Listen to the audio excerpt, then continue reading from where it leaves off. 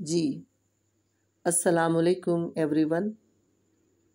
عالم خلق کا دوسرا لطیفہ لطیفہ قالب ہے۔ یہ 4 اجزاء باد، آب، نار اور خاک پر مشتمل ہے۔ لطائف سے مراد انسانی جسم میں وہ جگہیں اور مقامات ہیں جو محل فیض ہیں، یعنی لطائف فیوزات و انوارات کا انجذاب کرنے والی انسانی باطنی صلاحیتوں کا نام ہے۔ عالم امر کے 5 لطائف قلب، روح، سر، خفی اور اخفا ہیں۔ عالم خلق کے 2 لطائف نفس اور قالب، جنہیں نفسی اور قالبی بھی کہتے ہیں۔ یوں لطائف کی کل تعداد 7 تسلیم کی جائے گی۔ لطائف کی تعداد 7 پر ہر دور کے مشائخ متفق ہیں۔ عرب و عجم کے مشائخ کی کتب میں 7 لطائف کا تذکرہ ملتا ہے۔ صرف علماء دیوبند میں سے اشرف علی تھانوی اور مولانا اللہ یار خاں نے لطائف کی تعداد 6 بیان کی ہے۔ لطیفہ قالب کا مقام سر کے اوپر کا درمیانی حصہ ہے۔ جب کوئی کامل ولی اللہ باطنی توجہات فرماتا ہے، اللہ اللہ اللہ کا نور داخل ہوتا ہے تو لطائف جاری ہو جاتے ہیں۔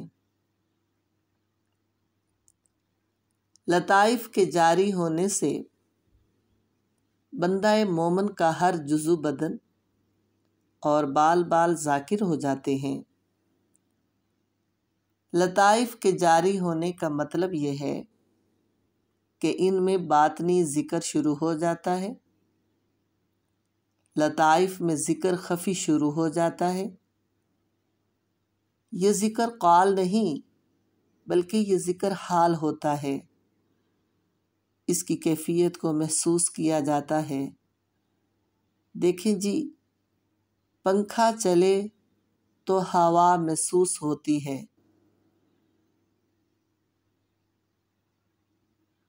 جب لطائف اللہ اللہ اللہ کریں تو فیلنگ ہوتی ہے۔ کبھی کبھی یہ لطائف آواز بھی پیدا کر لیتے ہیں۔ انتہائی کم لوگوں میں لطیفہ کا ذکر انتہا کو پہنچ جاتا ہے، کبھی کبھی آواز بھی پیدا کر لیتا ہے۔ دل سے ذکر کی حرکت خیال کے کانوں تک پہنچتی ہے، اور خیال کے کان دل کا ذکر یعنی اللہ اللہ اللہ کا تکرار سنتے ہیں۔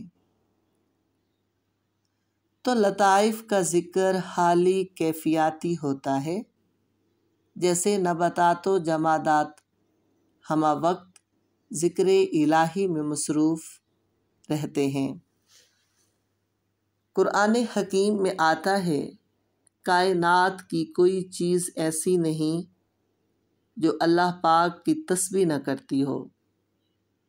تو باطنی ذکر کی وجہ سے، ذکر خفی کی وجہ سے لطائف میں حرارت، ذوق اور کیف کسی کیفیت پیدا ہوتی ہے، حضور قلب نصیب ہو جاتا ہے۔ تو لطیفہ قالب کو سلطان الاذکار کا نام بھی دیا جاتا ہے، اور ہاں، اسم ذات اللہ کو سلطان الاسماء کا نام دیا جاتا ہے، اور یہ اسم اعظم بھی ہے۔ اسم ذات اللہ کا لفظ، اس کا معنی ہی یہ ہے کہ وہ ذات جو عقل کی حدود سے ارفع و اعلیٰ ہے اور عقل کی پہنچ سے وراء الورا ہے، اس عظیم ترین بارگاہ تک رسائی نور نبوت اور لطائف کی بیداری سے ہی ممکن ہو سکتی ہے۔ اللہ رب العزت کی ذات میں عقل سے غور و فکر کرنے سے منع کیا گیا ہے، جبکہ رب کائنات کی مخلوق میں غور و فکر کی دعوت قرآن حکیم خود دیتا ہے، تو لطائف روحانی انسانی حصے ہیں۔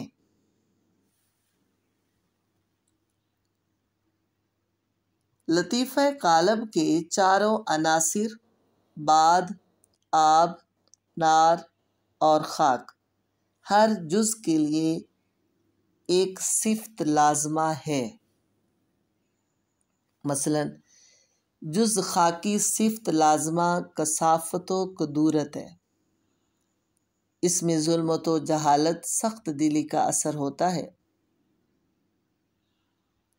یہ جز خاکی ہی فنا کے بعد انوارات ذاتیہ کی نعمت کو قبول کرنے کی صلاحیت رکھتا ہے۔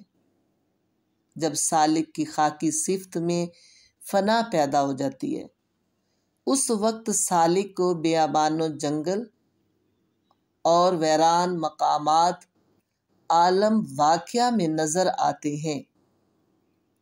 دوسرا اہم جز پانی ہے۔ اس جز آبی کے اثرات لوگوں سے میل ملاپ کی رغبت پیدا کرتے ہیں۔ بھولنا اور زیادہ نیند بھی اس کے اثرات سے ہے۔ سالک کے اندر جز پانی کی فنا کے دوران نہروں، سمندروں، دریاؤں، جھیلوں اور سبزے نظر آنے سے ظاہری طور پر نظارے نظر آتے ہیں، جبکہ باطنی احوال اس وقت اپنی الگ حیثیت سے ظہور پذیر ہوتے ہیں۔ تیسرا اہم جز ہوا ہے۔ اس صفت ہوائی کے اثرات میں شہوت و ملال، خواہشات کی تغیر پذیری، عدم استقامت، جلد بازی کی صورت میں ہوتے ہیں۔ جب اس صفت ہوا کی فنا ہوتی ہے تو انسان کے اندر خواہشات کی گرفت، استقامت، صبر و سکون، ٹھہراؤ کی صورت میں ظاہر ہوتا ہے۔ چوتھا اہم جز آگ۔ اس جز ناری کی صفات میں غصہ و تکبر، عظمت پسندی، خود نمائی، طلب و جاہ و ریاست اور سب کچھ اپنے کنٹرول لینے کی خواہش ہوتی ہے۔ جب جز ناری کی فنا ظاہر ہوتی ہے تو اس جز کے فنا ہونے سے عاجز و انکساری، غصہ سے نجات اور سرداری کی تمنا ختم ہو جاتی ہے۔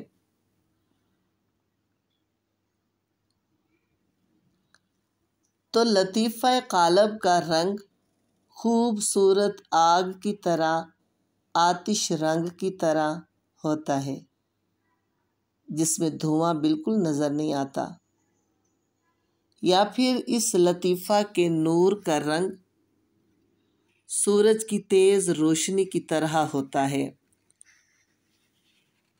قرآن حکیم میں اللہ پاک کے قرب تک پہنچنے کا راستہ 50,000 سال کی مدت بیان ہوا ہے۔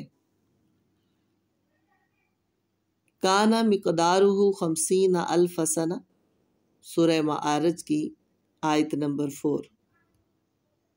اس سفر قرب کی مقدار 50,000 سال ہے۔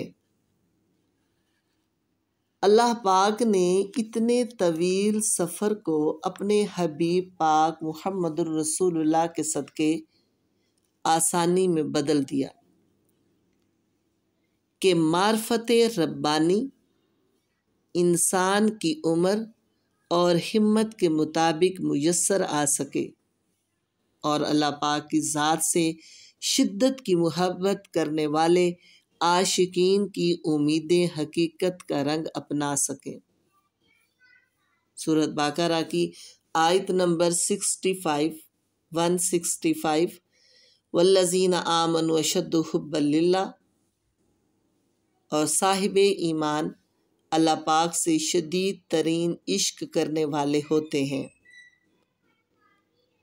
مجدد الف ثانی شیخ احمد سرہندی فرماتے ہیں کہ جس راستے کو ہم طے کرنے کے درپے ہیں وہ سارا 7 قدم ہے۔ جس طرح انسان کے 7 لطائف یعنی سفر 5 قدم عالم امر میں ہے اور 2 قدم عالم خلق میں ہے، تو 7 قدموں میں سے ہر قدم پر 10,000 حجابات اٹھائے جاتے ہیں۔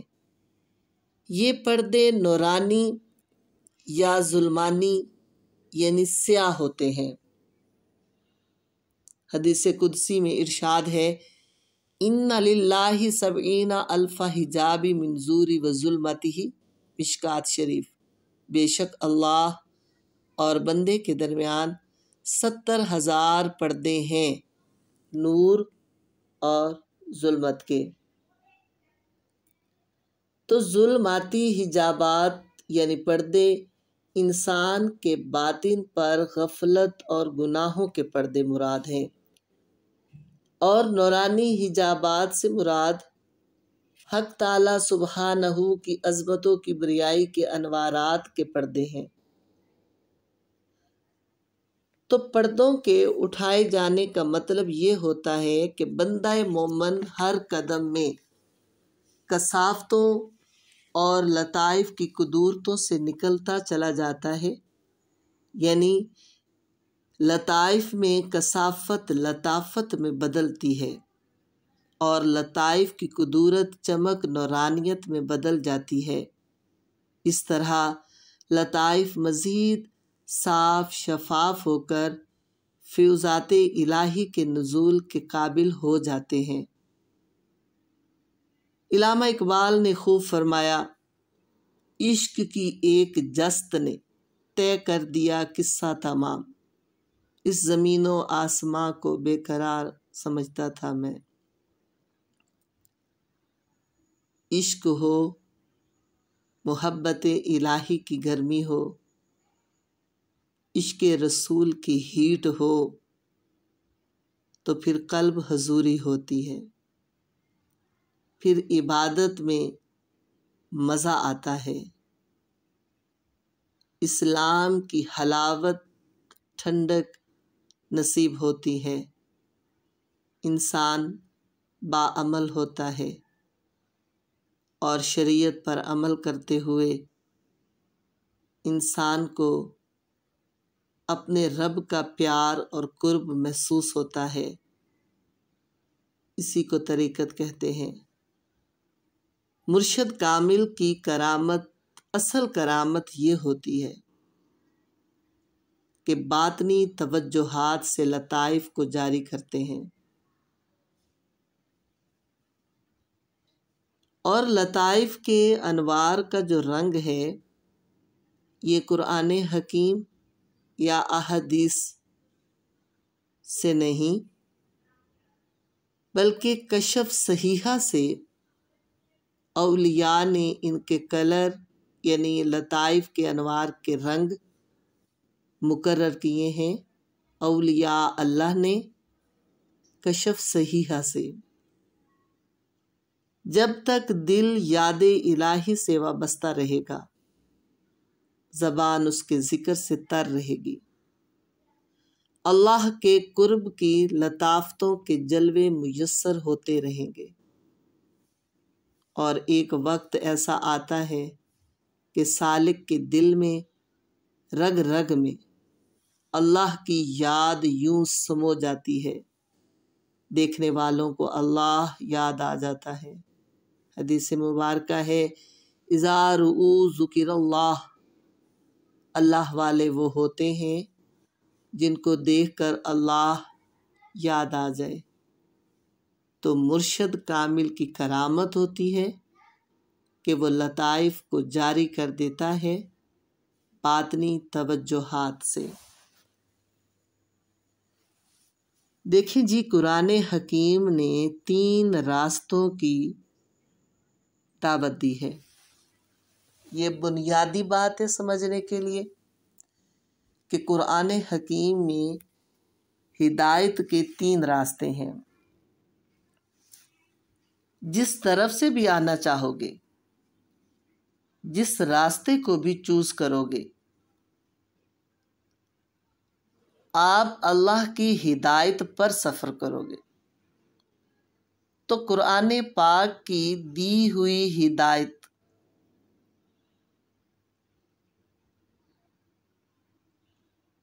نمبر 1 علم تاریخ ہے، نمبر 2 فطرت اشیاء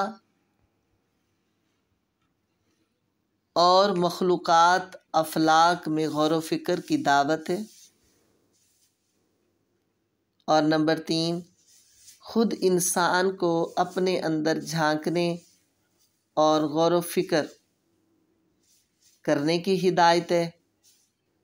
اسی کو تصوف کہتے ہیں، اور یہ چیز بغیر بیعت حاصل کیے، بغیر کامل ولی اللہ کی صحبت کے، بغیر ان کی سنگت کے، بغیر لطائف کی بیداری کے، بغیر محبت الہی کی گرمی کے یہ چیز نصیب نہیں ہوتی۔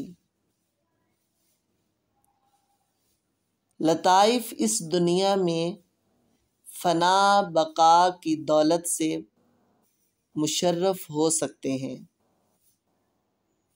جب کسی عارف، جب کسی کامل ولی اللہ کی بیعت حاصل ہو جائے اور ان کی نورانی